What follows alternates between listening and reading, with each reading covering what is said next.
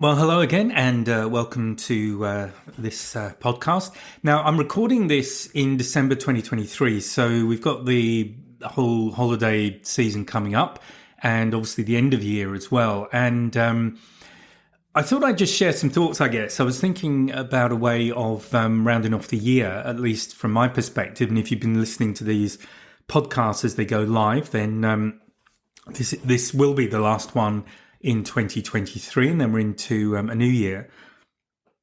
So there's a couple of things I guess were on my mind. One is to just look back. So I don't know how your year has been. Hopefully it's been a good one. And because you're listening to this podcast, which is about photography and adventure, so travel and obviously a lot of wildlife, hopefully you've been able to do something over the year that has ticked a few of those boxes, be it you've improved your photography in some way, or you've been on a trip somewhere that you've never been before. Maybe you've learned a lot of new things while you've been on that trip, or maybe you've just started photography this year. There could be obviously all sorts of things. So whatever that is for you, I find that this time of year, it's always a good time to just stop and just look back, and maybe look back at where you were 12 months ago and look at what's changed, what's different. Have you, if you're trying to improve your photography, did you set any particular goals that you wanted to hit this year? And did you hit them? If there weren't specific goals, how do the photographs you're taking now compared to what you were taking 12 months ago? Are they improved? Are they worse? So whatever it is, though, I think it's very important, particularly when you're learning something and when it's something that you can do, maybe not quite every day, but regularly throughout the year. It's very easy to get kind of head down and just do the day to day, and maybe have a bad week, and you beat yourself up a little bit that what you're producing on that particular day is a lot worse than what you did the previous week or the previous month. But if you step back and look over the period of a year, hopefully you can see some improvement, or at the very least things you've learned. I'm a big believer that we learn more through failure than we do through success. So I've learned quite a lot, definitely in all sorts of aspects of my life, but definitely in photography, where something didn't go the way I expected. And sometimes I got something that was a much better result than I was hoping for. And other times it was really awful. So I really had to just stop and look at what I was doing wrong. So as we are at or as I'm recording this, as we are at the end of 2023 almost, I do think it's worth just stopping and looking back and maybe giving yourself a pat on the back for things you have achieved, things you've done well, or maybe things didn't go well and you had to go back at it a few times before you made a breakthrough. Or maybe you're still struggling a little bit. Maybe now's the time to just stop the struggle, step back, and try and work out quite where you're going wrong, where things aren't quite clicking and you're not quite getting the result you want. So that's my first suggestion, end of year. And it's something I like to do because I often find that I've achieved a lot more in a given 12 months than I realized. And it's only when I stop and look back that I can see the changes that have happened. So having said all of that, obviously there's a new year coming up, and a new year is new opportunities, the chance to, if you're a goal-orientated person, to set new goals. If you're not, then not set goals, but to maybe have intentions for the year. Maybe there's a trip that you've been thinking about doing for some time, and maybe 2024 is the year that you're going to take that trip. Maybe there's a course you've been thinking about doing for a while, so maybe now is the time to just get a hold of it and get stuck in and get going. So what can you do, particularly over the next few weeks while we've got, I think most people will have some sort of a break. I assume most people who are listening to this will have some sort of a break. So how can you use that just to maybe think about some of the things at least that would be of great value for you in the coming year? Maybe things you'd like to achieve or things you'd like to at least get started on, and then see where it takes you. So that's my other suggestion at the end of the year. Just kind of review what's gone, what's happened over the last 12 months, and then acknowledge yourself for what you've achieved, because I think many people, and myself, I include myself in this, I tend not to. And I'll also tend to focus on what went wrong rather than what went right. So again, it's a good time to just be objective and acknowledge what you have achieved, and then think about the new year and how can you make this a really special year for yourself, something that you'll look back on in 12 months' time and think, yeah, that was pretty good. I'm pleased with that. So that's the kind of thought for the end of year. Now, pulling this back to photography, if you're very lucky, you might have some new equipment coming your way, or it might be an upgrade. It might be that you're starting photography and this is all quite new to you, or at least using a mirrorless camera or a DSLR or whatever you're using. So how do you start? Well, again, with the coming at it from the perspective of just stepping back and kind of almost going back to basics. How are you doing with the basics of your photography? And the absolute keystone, in my opinion, is to understand the exposure triangle. So that's the relationship between aperture, shutter speed, and ISO. Because once you know that, you can then shoot pretty much anything you want to. You can get any result you want to. When you're looking at somebody else's work, if you're seeing a photograph that really inspired you, if you understand that relationship, you'll have a fair idea on how they achieved what they've achieved. And that means that you can then replicate it and put your own spin on it. So that for me would be the top thing to understand. And if you don't know what I'm talking about, when I talk about exposure triangle, or I start talking about aperture, shutter speed, and ISO, and it's not that complicated. A lot of people get a bit intimidated by it, and it's really not that complicated. It's simply a relationship. It's a bit like driving your car. If you drive a car, when you put your foot down on the gas or the throttle, whatever you want to call it, the car goes faster and you start using more fuel. That's the relationship. Do you need to know all the numbers related to that? No. You don't know how many pounds per square foot you're putting on the throttle or newtons per square meter. You don't know the flow of fuel, how to measure that, all of that stuff. None of it is really that important. Probably the speed is, if you don't want to get a ticket. But photography is that way as well. If you understand the exposure triangle relationship, you don't have to know the numbers, because you'll tend to see a lot of numbers associated with it. You will pick up the numbers you need to know if you just keep practicing. That will come automatically. It's like osmosis. Once you're into it, then you'll start to get the numbers, but don't let that put you off. So if you don't understand exposure triangle, I would put that pretty much near the top of my list of things to understand. So you can find things on YouTube. There are courses. I have a course. There's lots of places you can learn about that. The next thing is to just make sure you understand how your camera basically operates. And the best way to do that is to go and use it a lot and take the kind of photographs you like to take, especially if you do have a break from what you normally do, whether it's work or study or something else. Then make use of it, even if it's just one day. Make sure you get out and take photographs of something. And it doesn't really matter what the weather's like. Here in France, it's been pretty ordinary the last few days, other than last week. The end of last week, the river where I live got very, very high and started going over the banks. So that was interesting. But go out and just photograph things. And if you're not sure what to photograph, just photograph what you would see day to day. But experiment, just play around with composition, play around with mood that I spoke about in a podcast a couple of weeks ago. So there's lots of ideas, hopefully, that I've shared with you on the podcast that you can just play around with if you haven't already. Make a point of doing that. Maybe flick back through the podcast if you've missed one, or there's a topic that is the kind of thing you'd like to improve, and just have a listen and see what you can do with it. So definitely practicing is a good thing to do. That way you get to know your camera. And then if you are planning a big trip in the new year, or maybe even over the holiday, you are familiar enough with your camera that you can be where you are, particularly if it's somewhere where you're not likely to return.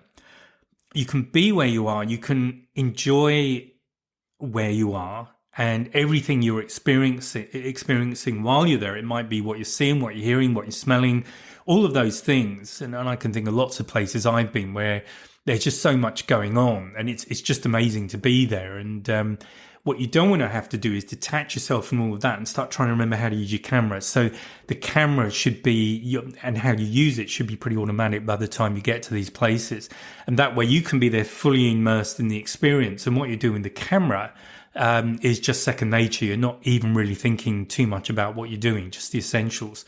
So if you're not at that stage with your camera gear, your current camera gear, because who knows, you might have something new, you might have upgraded, or you might have new gear altogether, or you might just be starting. But wherever you're at, just make sure that you really know how to use your camera without thinking about it too much. So I guess related to that, there's a few things you can do. And again, if you are listening to this and you're having a vacation of some sort, or a staycation, or whatever it might be, it's all very well doing this when you've got a bit of time off, but you can easily lose that momentum once you go back to your normal day-to-day, whatever that is. So one suggestion is to at least make the commitment to try and put aside a little bit of time, even if it's only once a week, ideally more often than that, but once a week is fine. And one of the ways you can start getting into that is to do a challenge. So one of the challenges that I offer, and it's just free of charge, it's just off the website. So if you go onto my website, you'll find it there.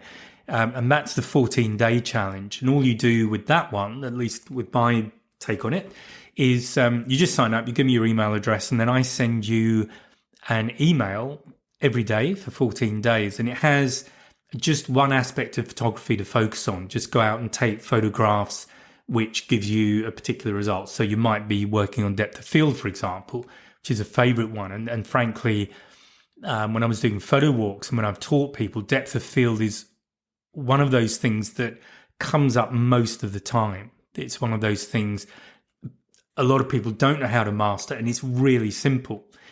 So that's just an example of one of the things that might be the challenge for one day, just to experiment with depth of field. And you'll get instructions on how to do that. And then the next day you get another challenge, et cetera, for the full 14 days. And at the end of that, hopefully you'll have seen an improvement in your photography. But even if you're struggling, if you're finding it a bit too much, you've got the emails. You can just work back over them, maybe do one a week for a while until you start to master it, particularly things that you're struggling with. So photo challenges, I think, are a really great way of learning more about your camera, because they're likely to take it out of your comfort zone. They are likely, on one or two of the challenges at least, to get you to do something you wouldn't normally do. And whether you continue to do it is completely up to you, but it's good to just step out of your comfort zone, use the camera in a slightly different way to how you normally do it, because who knows, that might give you some ideas down the track. So I absolutely recommend you do a challenge. Doesn't have to be that one. There are lots of challenges out there, but it's a great place to start. Now, another good thing you can do, and this will really depend a lot on where you live, but if there are photography groups, so for example in Sydney, that We're Observers do the photo walks and do little kind of half-day courses and things like that. If there are groups around you, near you, that do that kind of thing, that's something else to think about. Now, they might charge for it, they might be free. It depends on what's available where you are. But there's a sort of two aspects to it. One is to just go along and do whatever the challenge is, or however they work that particular event, just to get engaged in that and learn maybe something new with your camera, or just practice an aspect of your camera. And of course, the second thing is that you meet people. So you might just click with someone, and then you can go off and do your own photography trips, if you like. It doesn't have to be a big trip, but just sort of around where you live. Maybe meet up on a weekend, spend an hour just photographing something, maybe Google some challenges, one or other, Google some challenges, and then you can go off and do that for an hour and see what results you're getting. And in that way, I think you tend to inspire one another, because if there are two of you, you'll have a slightly different take perhaps on a particular subject or challenge. And that means what you get from that is bigger than what you would get if you went off and did it on your own. So if there is the chance to meet up with other photographers and just do informal stuff, again, I absolutely recommend that. Of course, there are online groups you can join. So I have a Facebook group, Graham Elliott Photography Facebook group. That's free to join. You can post stuff on there. You can get feedback. You can get critiques. You can do whatever you like. And it might be that you live more remotely, or there's just nothing local to you. So look at what's available online, just as a way of connecting with other photographers and a way of getting inspired every now and again. You can also take up memberships. So I do memberships. Other people do as well, obviously.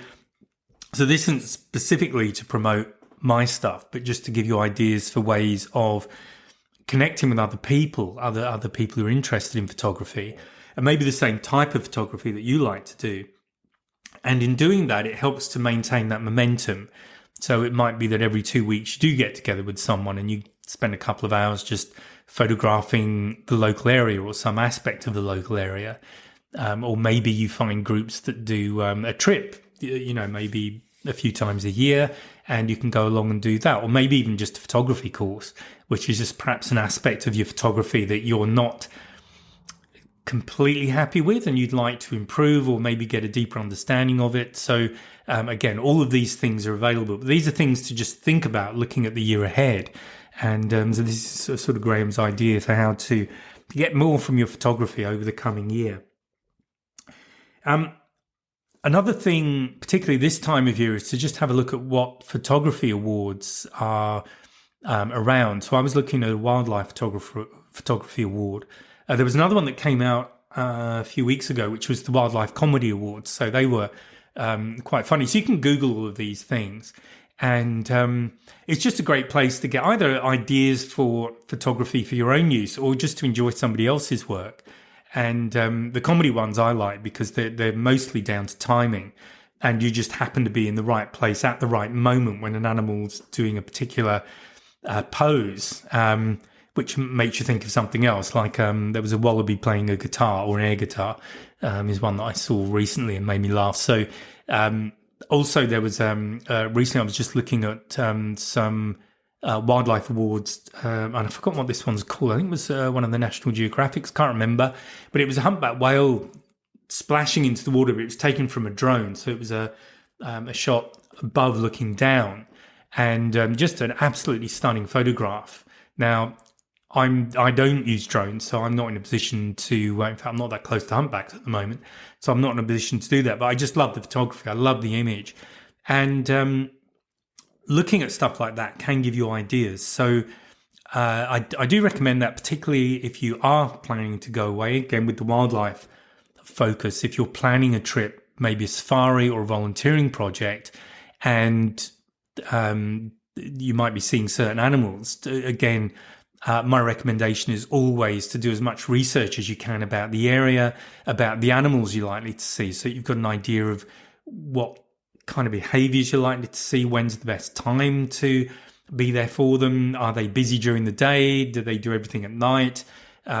Just learn what you can so that you're as prepared as possible, and go and photograph similar animals if you can. So you may be close to a zoo or a wildlife park or something where they have animals. And if you can't find animals, the tip that I always give to people is to photograph birds or whatever's around. But birds are tricky, particularly if you're trying to get them in flight, because they're generally quite small in the viewfinder.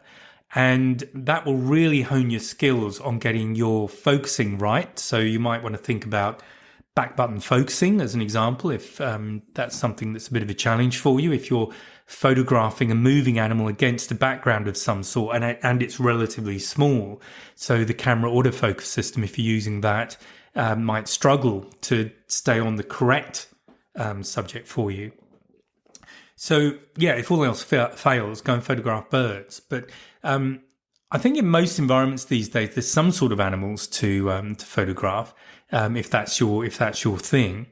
If it's other things, if you're more into landscapes, go out at different times of day, find somewhere where you can take a sunset or a sunrise, get used to that kind of photography, get your skills down, get to know your shutter speed, so you need a tripod, all this kind of stuff. So I think once you start putting your mind to it, and this is something that I've done in fact, there's a download 10 tips download on the website as well. But have a look at that if you're short of ideas, and that will give you some ideas on how you can improve your photography. Okay, so that's probably it for this podcast.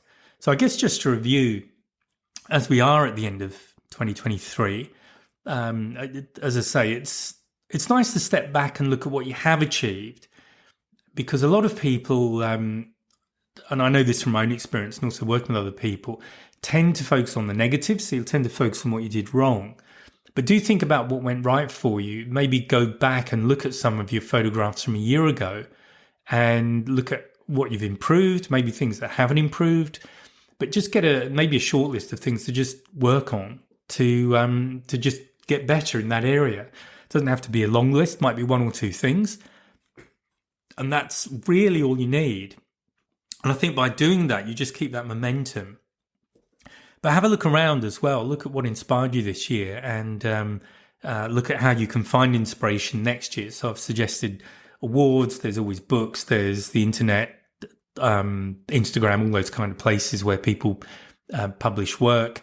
One thing you can do on Instagram, and I'm sure pretty much everybody knows Instagram better than me, but it's just to do a search on a hashtag. So it might be wildlife photography, for example, and you'll get lots of different people's work coming up. So if there is a particular hashtag or a group of hashtags that cover the kind of photography you want to do or you're planning to do next year, just have a look at the hashtags and see what comes up, and maybe you'll find somebody's work there that you really like, and then obviously you can click on them and follow them and do all of that stuff. But look for sources of inspiration and look at how you can just keep momentum going with your photography, because it's very easy to just put the camera away when you start going back to work or uni or whatever you're doing, and then it doesn't see the light of day again until just before you go away, when you're trying to remember how to do things. So look at what photography activities are near you, and maybe there are places you can meet other people. If you're not in a place where it's easy to meet other photographers, then at least look at what's available online. And again, I'd recommend in your own area or in your own country, because there's, in my opinion, more of a chance that you might even be able to get together face-to-face occasionally and do work together. And then the other thing is just to look forward to the new year. What do you want to achieve? Maybe there's a big trip. What can you do to learn more about your local area? What other interests do you have? For me, I love history. I love looking at the history of buildings just by looking at the building and looking at how it's been modified. But I love those tourist trips. They're great just for getting, first of all, an orientation if it's a new city for you, and getting an idea about the history. And I pretty much always, I think, learn something that I didn't know. And it's not just buses. You can do walking tours in a lot of places, and they are great to just meet people, do some photography, learn about a place, and just have a look at what's available. Look at the tourist stuff that's in your own area, and maybe do them off season, because there might be fewer people. You can probably ask the guide more questions, and that can set you up for doing your own kind of mini events, maybe yourself, and maybe with another photographer during the year. Okay, so that is pretty much what I wanted to say, and I hope you've had a good year, as I've said at the start. I hope you have improved your photography. I hope you've maybe got one or two images you're really proud of, and maybe think about doing a photo book of the year. You know, your adventures of 2023, or particular adventures, because one of the things that I think is most disappointing, probably more so in the digital age, if you like, rather than back in the days of film and prints, is that when I used to come back from a trip, when I was doing using just film, so before digital, I'd normally go through the pictures that I really liked. I'd get everything printed, quite small prints, but then I'd get enlargements made. I'd make up photo albums. I remember Smith's, W.H. Smith in the UK, used to do these really good albums, really high quality albums. But then at least the photographs are there, and they might be in a bookshelf, but every now and again I'd pull an album out and have a look. And I think what tends to happen these days with digital, because we shoot so many, In the days of film, you'd have 36 on a long roll, 35 millimeter. So you can only carry so many rolls of film with you. And often it'd be a case of the cost of getting film developed, having it all printed. So you'd have fewer images to start with, and it would be easier to come up with a selection for an album. These days, we can just shoot hundreds of photographs, thousands even in a day, if we really want to. And most of those never get looked at again. They might end up on a hard drive somewhere. They might end up in the cloud. Or you might even just start deleting things after a while just to make more space on your storage. So I think if you are looking back, it might also be a moment to just go through some photographs. Maybe you'll find some that you'd forgotten about, or sometimes seeing photographs with fresh eyes. So this is the reason for not deleting them, is to, or not deleting them straight after you take them, because a lot of people will take a shot, look at it on the camera. It's not what they were going for, so they'll delete it and have another go. But often what I've found, and I know this with other photographers too, is that if I don't look at the photographs for a few months, when I look at them again, I've forgotten about what was in my head, what the image that I had in my mind when I took that photograph. And I'll look at that photograph as an image in its own right. So if you do that, you might find that there's a few, and with photo books these days, you can pretty much have as many photographs or as few photographs in the photo book as you like. But you might just want to put that together, maybe for yourself, or maybe if you did a trip with friends. It's probably a bit late now for Christmas presents, if you're doing Christmas presents. But they make nice gifts, so maybe birthdays, things like that. But just go back and look at some favorite images and put them together. It may be just something for yourself, or it might be something you want to share with others. But at least it means those images will be looked at from time to time. Once they're in a book, once they're in a bookshelf somewhere, they will get picked up every now and again and looked at. And I think it's a great way, because to me, it's a great shame to do all of the work in learning your camera, learning all the aspects of photography, how to compose images, how to work with mood, how to work with all of the things that I've spoken about this year and last year.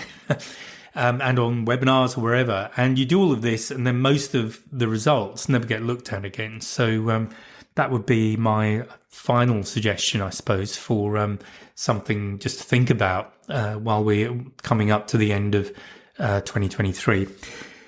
Okay, so I hope that's been useful. I hope there's been one or two things of benefit in there. Thank you for your support this year, and I look forward to speaking to you on the next podcast, which will be in 2024. Bye for now.